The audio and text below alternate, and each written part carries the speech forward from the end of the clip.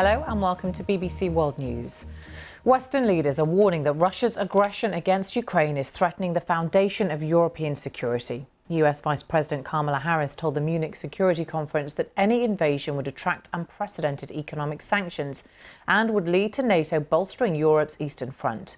It comes as shelling continues in eastern Ukraine. Kiev accused Russian-backed separatists of trying to provoke a wider conflict after a Ukrainian soldier was killed by shellfire in the Donbass region. Our chief international correspondent Lise Doucette has the latest. Another day of diplomacy. Another day where Ukraine could be closer to a war. That's the mood here in Munich. The warning to Moscow from Washington. We have engaged in good faith.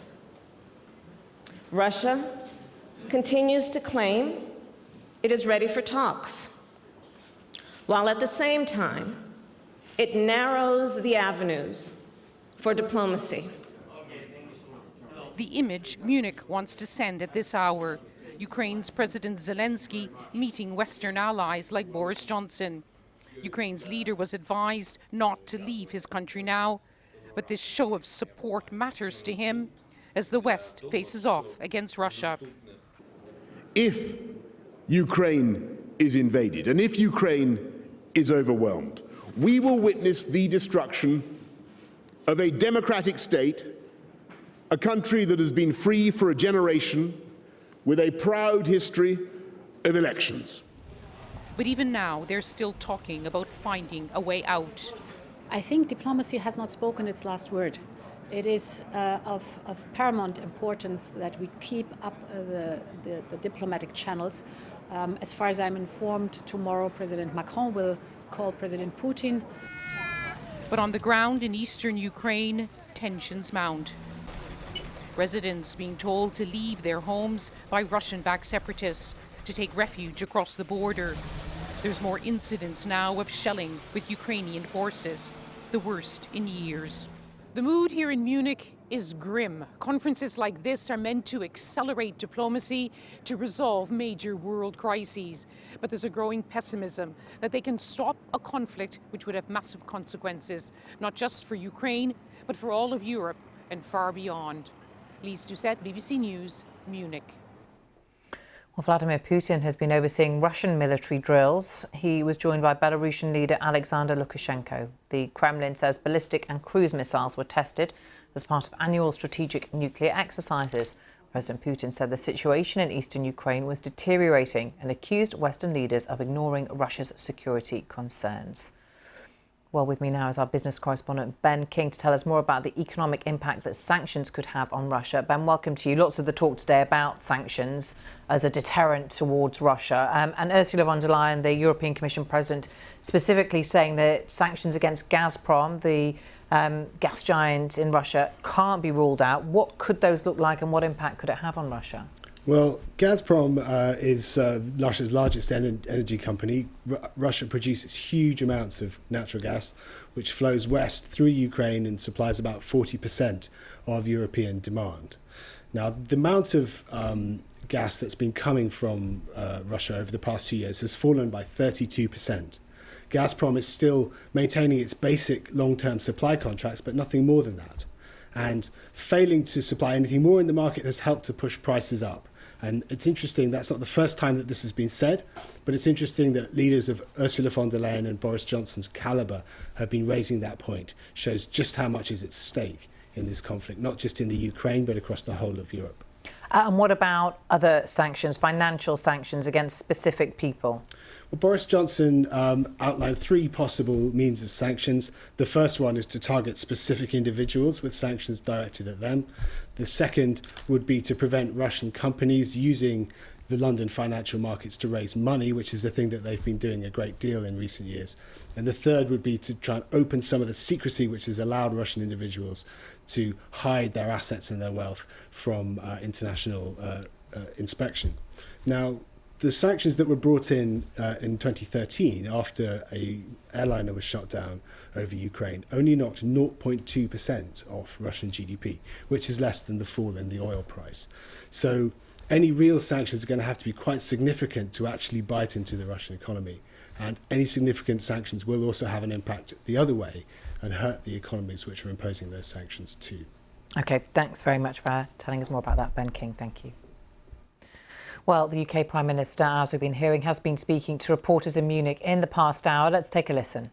Prime Minister, what's going on in eastern Ukraine? We've had reports of missiles, false narratives, evacuations. Has it begun, do you think? And has Vladimir Putin actually decided to invade? I think only one person really knows the answer to that question, and that is Vladimir Putin. I think there's still time for wiser counsel, still time for common sense to win. We hope that President Putin will think better of what I think will be an absolutely crazy, a disastrous venture in Ukraine. I think what's happening at the moment in Donbass is exactly what we would expect to happen, the kind of provocations that the Russians engage in generally, and I'm afraid this could well be the prelude to bigger action.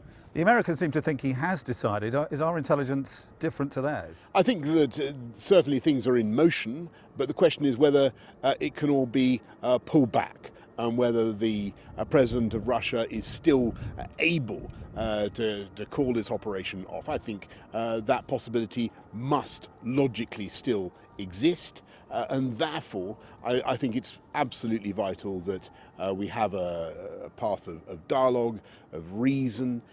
You just cannot see how this makes sense for Russia. Imagine the invasion of Ukraine, a country of 45 million people, second biggest country in Europe geographically, apart from Russia itself. Absolutely colossal place. You can't hold it down. There will be a protracted, violent, bloody insurgency with the loss of life for young Russians as well as for Ukrainians. You made it clear what's at stake, the destruction of a democratic state, as you put it. We're in a city synonymous with appeasement. Has the West been too weak with Russia? Do you think it's time, if that is what's at stake, for NATO troops to go into Ukraine and defend those principles of freedom and democracy? I think that NATO's always made it clear that we have we're a defensive alliance, and we have a security guarantee that we offer under Article 5 to all NATO members. Ukraine is not a member of NATO, but we certainly believe that Ukraine is a sovereign, free, independent, democratic country.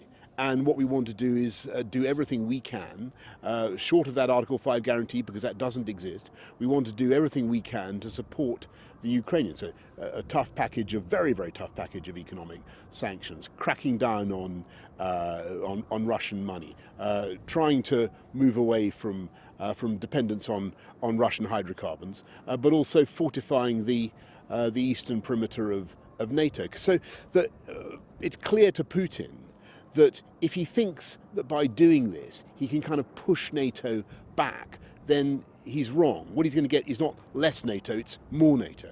But he's not listening, is he? As you say, we've had these staged events, web of falsehoods being spun. He's playing these games continually. We've heard from Tobias Ellwood today saying that we're leaving Ukraine to hang out to dry.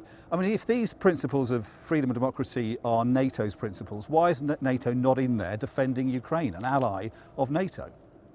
Because of the reason that I've given you, which is that so far Ukraine does not have that Article 5 security guarantee, and that has not been extended since the end of the Cold War. But what we are doing is doing everything we can to support the Ukrainians, and the UK has been out in front. We've trained since 2014 about 22,000 members of the Ukrainian armed forces, and as you know, we have already sent 2,000 anti-tank weapons, as well as other bits of equipment, and together with other allies, with the Baltics and with our American friends, we'll keep looking at what more we can do to help them. Well, as we mentioned, Vladimir Putin has been overseeing Russian military drills today. These pictures of the training operations have been released by the Russian Ministry of Defense. The Kremlin says ballistic and cruise missiles were tested as part of annual strategic nuclear exercises. Russian authorities say land and sea-based targets were hit during the drills, observed by President Putin and his Belarusian counterpart, Alexander Lukashenko.